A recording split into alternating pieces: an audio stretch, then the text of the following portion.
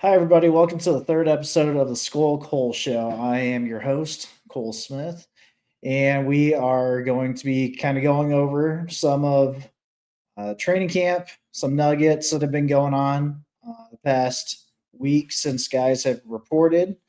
And we're going to kind of dive into the defensive line and what to expect this year from some of the newcomers and how they can improve a defense that last year was pretty good overall, but lacked some oomph in the interior when it came to pressuring the quarterback. So the Vikings rookies and quarterbacks reported to camp last Sunday, and then veterans reported last Tuesday, and then they got started practicing that Wednesday or Thursday, and they kind of kept it with the shells and everything, kind of in shorts and stuff. So that kind of kept some of the physicality out.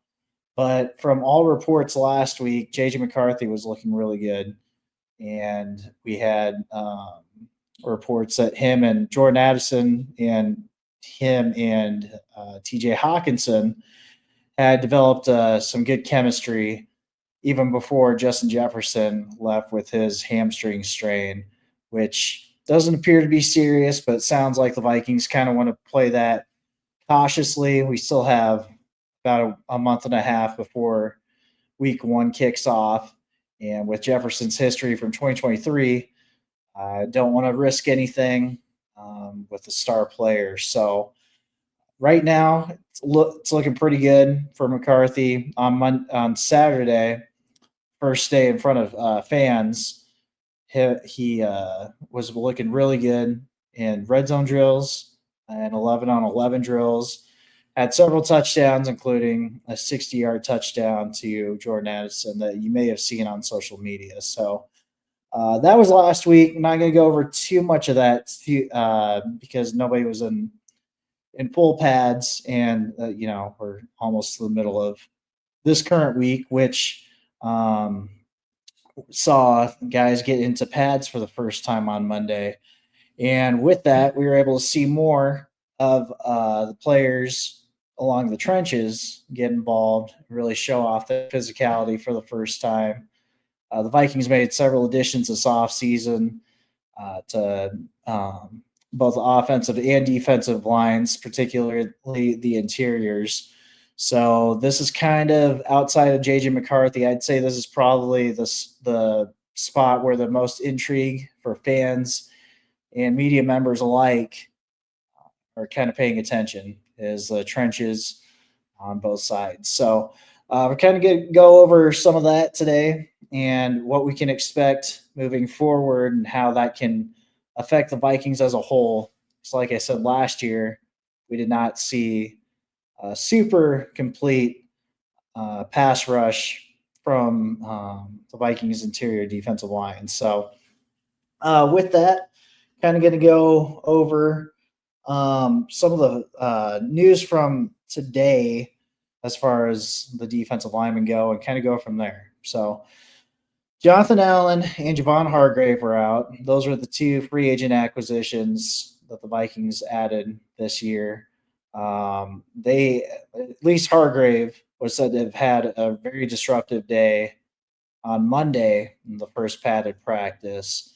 With those two out on Tuesday, Jalen Redmond and rookie Tyrion Ingram Dawkins played alongside Harrison Phillips.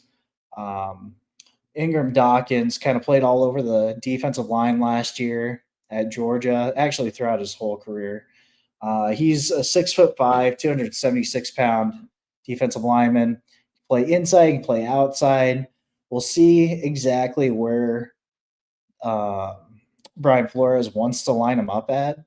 I think that he's going to be more of an interior rusher, even if he has that versatility. I think the Vikings just have enough as far as edge rushers go with Jonathan Grenard, Andrew Van Ginkel, and hopefully Dallas Turner, who we'll touch on later, can kind of hold that down, and we can just kind of keep building up the depth on the interior and then work from there. So, But it looks like we got them. Jalen Redmond, if you remember last year, he started getting some run as the season progressed.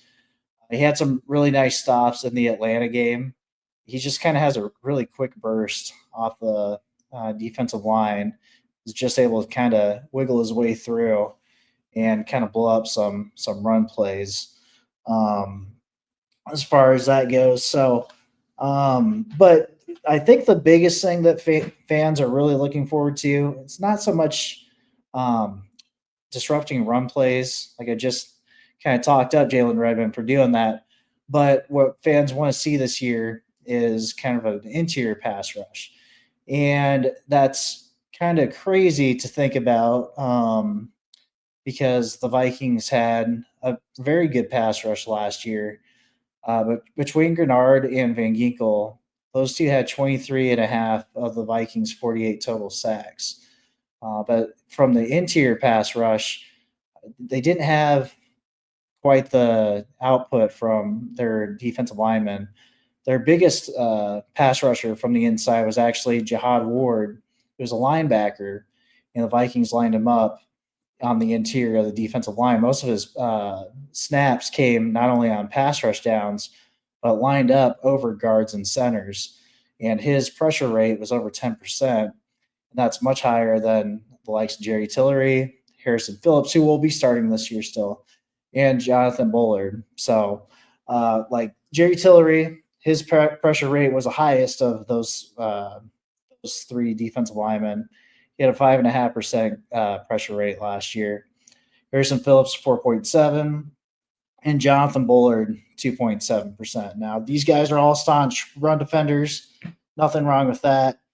But when they're not able to push the pocket on third and longs, that leads Brian Flores to have to blitz a lot more. And Brian Flores is probably always going to blitz, even this year with guys like Jonathan Allen and Javon Hargrave.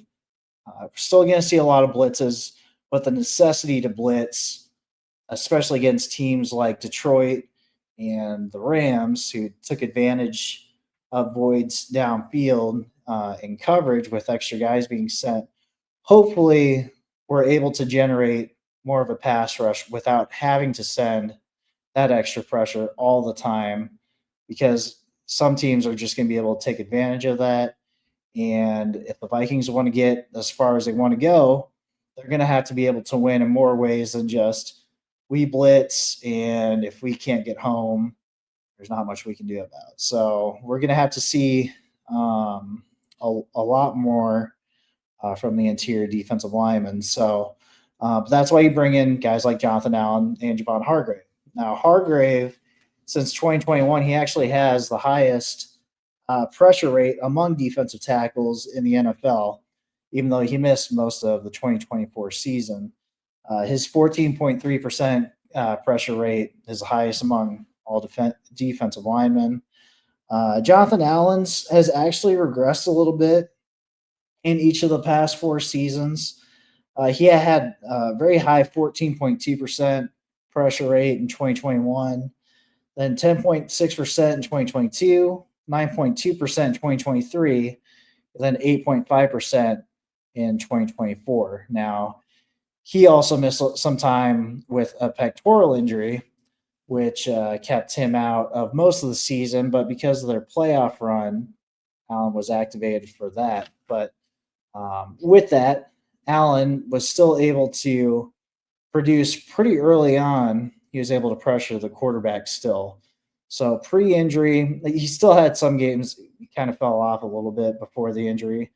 But week one, 17.4% quarterback percent pressure rate, 10.0% week three, and 12.5% week four. Maybe there's going to be a healthy rotation to where he doesn't have to play as many snaps. That could be the same for Javon Hargrave because both these guys are on the wrong side of 30. But if they can just be on the field, they're going to be relied on as starters. But if they can be able to pressure quarterbacks on third down and be part of some pressure packages, then that would help not have to bring guys like Blake Cashman on third down and not have to bring Ivan Pace every single time, and not have to blitz Josh Metellus, and things that just it works great when it's working great, but when it's not working well, and Ben Johnson's tearing you up with a NFC's home field advantage on the line, that's when it starts to be like, man, it'd be really nice if we could just rush four, get after the quarterback with four, and play some coverage. At least be able to show that you can still disrupt the quarterback with that kind of changeup in your back pocket. So most of the pressure is probably still going to be relied on to be coming from Jonathan Grenard and Andrew Van Ginkel. Nothing wrong with that. Just have to be able to, even if it's just pushing the pocket a little bit more up front, that'd be great. So, but one other guy who can just help get after the quarterback this year could be Dallas Turner. Now, he was another guy that several beat reporters noted had a great day on Monday on the first day with pads. He, as people know, he was a 17th overall pick in the 2024 draft. Vikings trade up for him. Despite being the 17th pick, he was only the third defender off the board. So there should be a lot of upside. He only played 310 snaps last year and only had 3 sacks. But hopefully he gets on the field more. It sounds like he's going to get on the field more. Brian Flores has been singing his praises throughout camp. And for those who know or listen to Brian Flores talk, he's not one to just give praise just for the sake of looking good and sounding good in front of the public, because he's not exactly the most dynamic speaker. So it's nice to see Turner is kind of showing that he's able to translate some of what we've been hearing through the offseason into some functional football situations.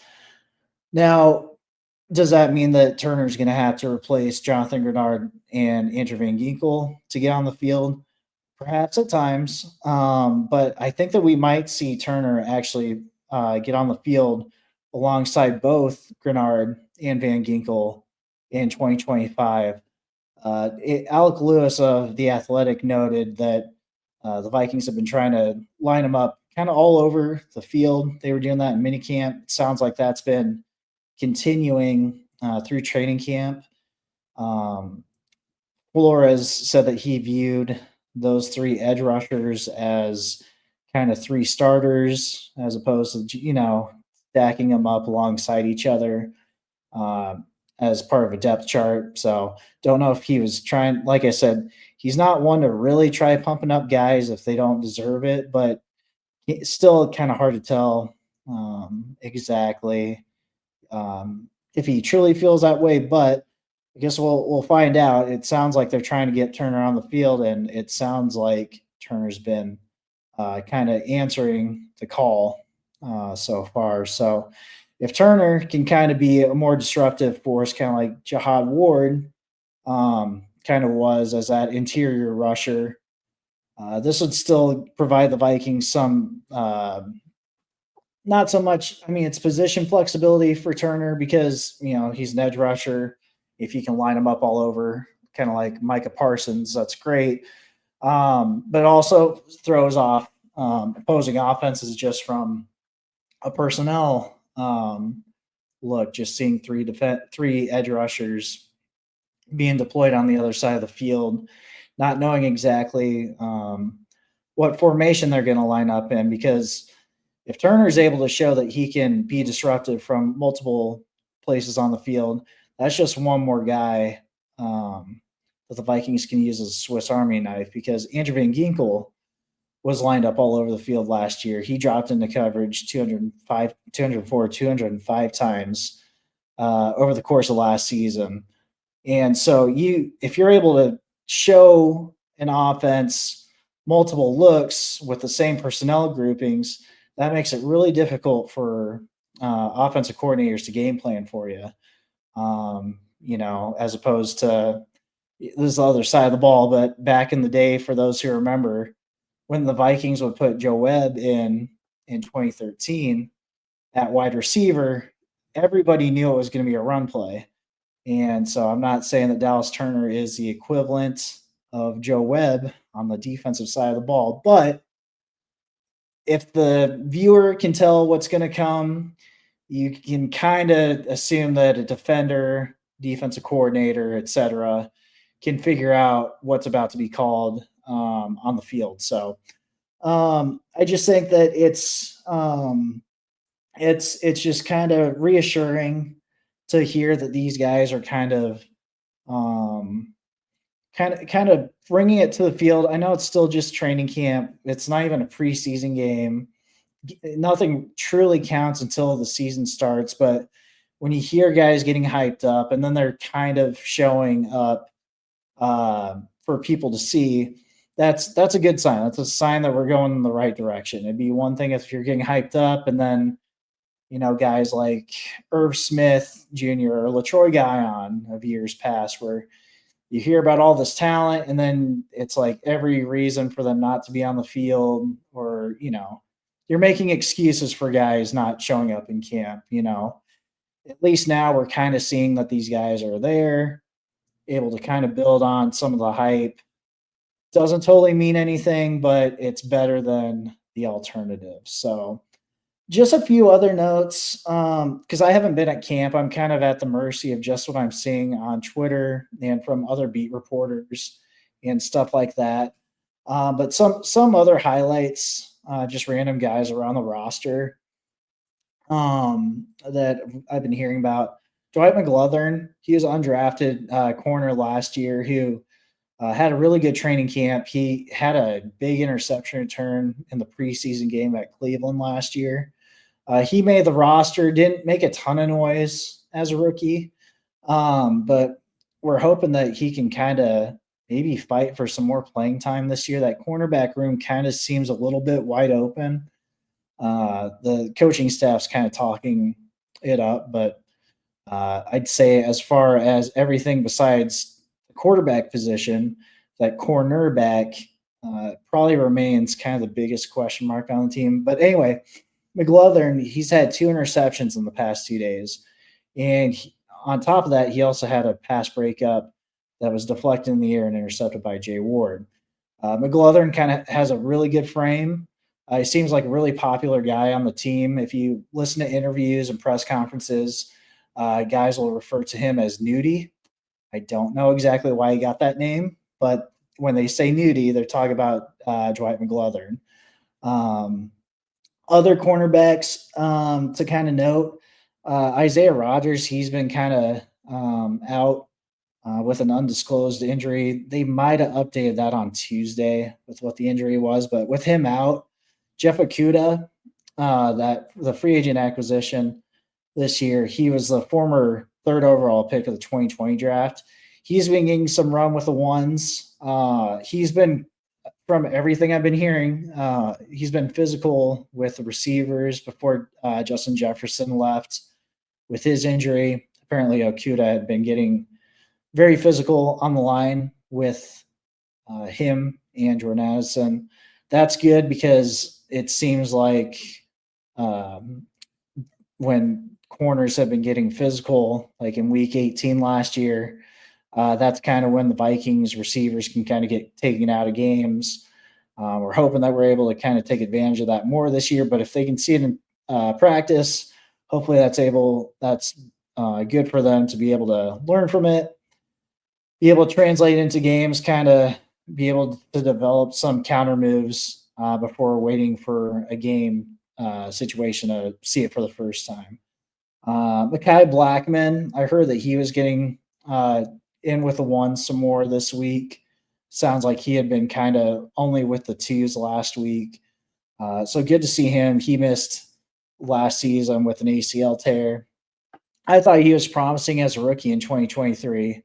So we'll see if they're just giving Okudah those snaps because of seniority.